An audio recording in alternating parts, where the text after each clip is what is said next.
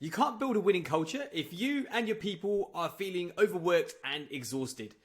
Now, whilst I'm a really big fan of bottom-up initiatives like wellness programs and meditation that give people the skills they need to deal with the challenges of the modern world, these alone won't fix the underlying issue in the long run. So to fix the underlying issue in the long run, we need to make changes from the top. And here's 5 examples of top-down changes you can make to really increase the amount of energy that you and your people have to invest in your business. First up is more effective prioritization. Now, all too common a scenario is the new tasks come in, new projects come in, and things just get added on top of everything else without taking the time to sit back and go, well, what are the most important things to focus on and what can wait till next month or next quarter, rather than trying to do everything all at the same time.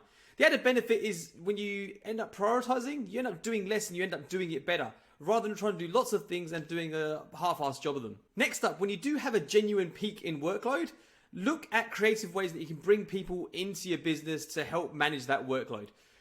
We're in an amazing, modern world right now where there's freelancers for every which skill you could imagine. And you can bring freelancers in for a short amount of time or a longer amount of time, really to help alleviate some of that pressure and deal with some of that peak workload, instead of having people trying to kind of soldier through all the time. Next up, figure out what the heck meetings are for. Bad meetings are an incredible energy drain. They really sap the life out of people. You go through a day, you've got back-to-back meetings, and then you're scrambling around figuring out how you're going to catch up on your work. So figure out, why do meetings exist? What's the point of them in your business? And then try and reduce the overall length and frequency of them and get back both time and energy. Next up, fix the crappy processes in your business. Every business has them. These processes that are just a real drain and everyone hates them and makes things take way longer than they should. Get your team together, list out all the crappy processes that you got and try and fix them one by one. And even better, if you can fix a few at the same time, fantastic.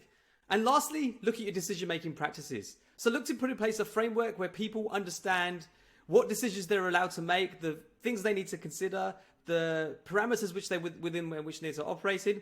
And overall, that gives people greater autonomy and freedom with the decisions that they make, rather than getting stuck in this, decision-making hell where you're constantly having to get sign-off for small and menial things. And that just adds to people's, pressure and stress, not being able to do the jobs the way in which they want to do them.